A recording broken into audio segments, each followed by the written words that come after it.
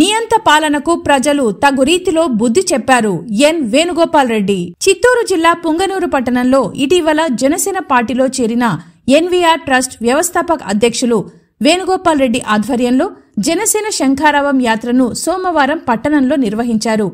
శంఖారావం యాత్రకు ముఖ్య అతిథిగా జనసేన ఉమ్మడి చిత్తూరు జిల్లా అధ్యక్షులు పసుపులేటి హరిప్రసాద్ పాల్గొన్నారు.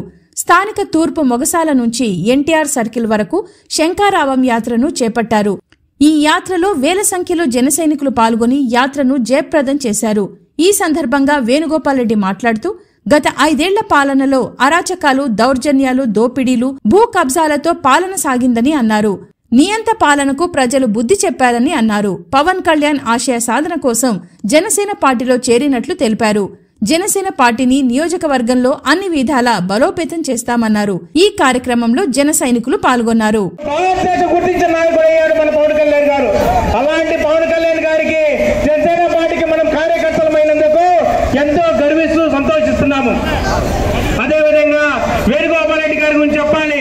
పుంగనూరు నియోజకవర్గంలో ఎన్వీఆర్ ట్రస్ట్ స్థాపించి ఎన్నో ఆలయాలను అభివృద్ధి చేసి, మసీదులు అభివృద్ధి చేసి, చర్చిలు అభివృద్ధి చేసి, కుల మతాల అతీతంగా నేనున్నానని నిరూపించిన వ్యక్తి వేణుగోపాల్ రెడ్డి గారు. ఈ రోజు సామాజిక సేవా కార్యక్రమాలే కాదు, నేను రాజకీయాలకు వచ్చి రాజకీయంగా కూడా పుంగనూరు నియోజకవర్గ ప్రజలకు అండదండగా ఉండాలని మన జనసేన పార్టీలో చేరినందుకు ఆయనకి హృదయపూర్వక ధన్యవాదాలు తెలియజేస్తున్నాము. ఎవరు దగ్గరికి రారు. ఈ విషయం తెలిసి ముందుకు ప్రజాస్వామ్యాన్ని ముందుకు తీసుకెళ్లగలిగే వాళ్ళే మంచి నాయకులు అవుతారని నా ఉద్దేశము. ముఖ్యంగా నేను పుంగనూరు నేనేమి దూరం వాడిని కాదు, మీకు అందరికీ సుపరిచితున్నే. ఇక్కడే పుట్టిన వాడిని, ఇక్కడే పెరిగిన వాడిని. పుంగనూరు అభివృద్ధి కోరుకునే వాళ్ళలో మొట్టమొదటిగా నేను ఉంటాను. నేను ఎక్కడో బెంగళూరులో బిజినెస్ చేసుకుంటున్నా కూడా ప్రతి వారానికి 2 రోజులు ఇక్కడ స్టే చేసి వెళ్ళేవాడిని. మనకి పుంగనూరు అంటే పచ్చని దేవాలయాలు, పచ్చని పంట పొలాలు, మరియు ఇదే కాకుండా పచ్చని దేవాలయాలే కాకుండా మంచి మనుషులు కూడా ఇక్కడ ప్రేమానురాగాలతో బతికే మనుషుల్ని లాస్ట్ 3-4 ఇయర్స్ నుంచి ఒక రకమైన విద్వేషం రెచ్చగొట్టేశారు. ఏమంటే 2 పార్టీల మధ్య చిచ్చులు పెట్టుకొని అన్నదమ్ముల మధ్యనే గొడవలు స్టార్ట్ అయ్యాయి. కానీ ఇంకా రాబోయే రోజుల్లో అటువంటిది జరగకూడదని మనమందరం కలిసిమెలిసి సామరస్యంగా ఎటువంటి గొడవలు లేకుండా చాలా ప్రశాంతమైన వాతావరణంలో బతకాలని ప్రతి సామాన్యుడు కూడా నిశ్చింతగా నిర్భయంగా బయటకు వచ్చి నేను పుంగనూరు వాసిని, పుంగనూరులో చాలా సంతోషంగా బతుకుతున్నానని చెప్పుకోవాలని మనస్ఫూర్తిగా ఆకాంక్షిస్తూ నేను ఈరోజు రాజకీయాల్లోకి రావడం జరిగింది. చాలా సంతోషం. ఇంతమంది ఈరోజు ఇక్కడికి వచ్చి ఇంతసేపు పవన్ కళ్యాణ్ గారి కోసం, మన పార్టీ కోసం నిలబడ్డారు. ఖచ్చితంగా రాబోయే రోజుల్లో మీకోసం, మీ ఇంట్లో వ్యక్తిగా ఒక మీ అన్నదమ్ముల్లాగా మీకు చేదోడుగా ఉంటానని, రాబోయే రోజుల్లో మన జనసేన జెండా పుంగనూరులో ఎగరాలని, దానికి ఆలోచన నేను కృషి చేస్తానని మనస్ఫూర్తిగా మాటిస్తున్నాను. ముఖ్యంగా ఏవైతే ముందు గవర్నమెంట్ లో జరిగాయో భూదందాలు కానీ, రౌడీజాలు కానీ, కలెక్షన్స్ అంటే కమిషన్స్ కానీ ఇక రాబోయే కాలంలో జరగకూడదు. ముఖ్యంగా మన పవన్ కళ్యాణ్ గారు ఒకటే చెప్తున్నారు. ఏమని?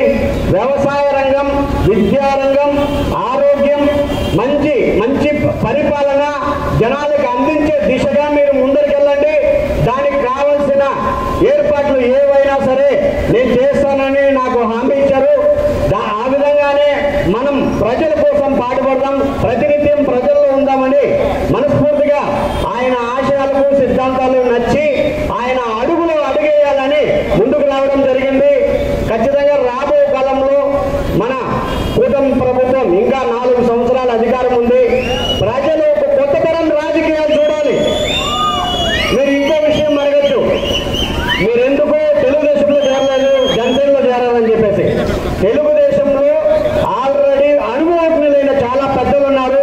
నాకు మన ముఖ్యమంత్రి చంద్రబాబు నాయుడు గారు అంటే చాలా అభిమానం, ఇష్టం.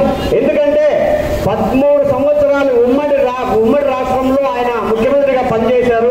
10 సంవత్సరాలు ఆయన ప్రతిపక్షంలో పనిచేశారు. సుదీర్ఘ రాజకీయ అనుభవం కలిగిన ప్రజ్ఞుడు ఆయన.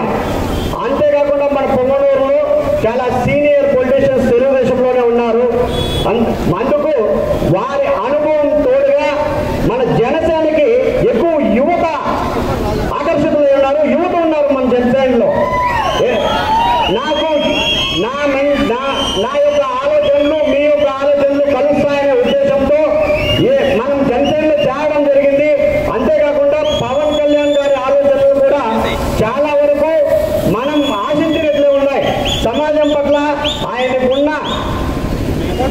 విశ్వాసం, విధేయత, సామాజిక న్యాయం అనేది ప్రతి ఒక్కరికి కావాలని ఆయన ఒక ఆశయం. కాబట్టి ఆయన ఆశయం సాధనకై ఆర్నిశలు కృషి చేస్తూ మీకు చేదోడు వాదోడుగా ఉంటానని.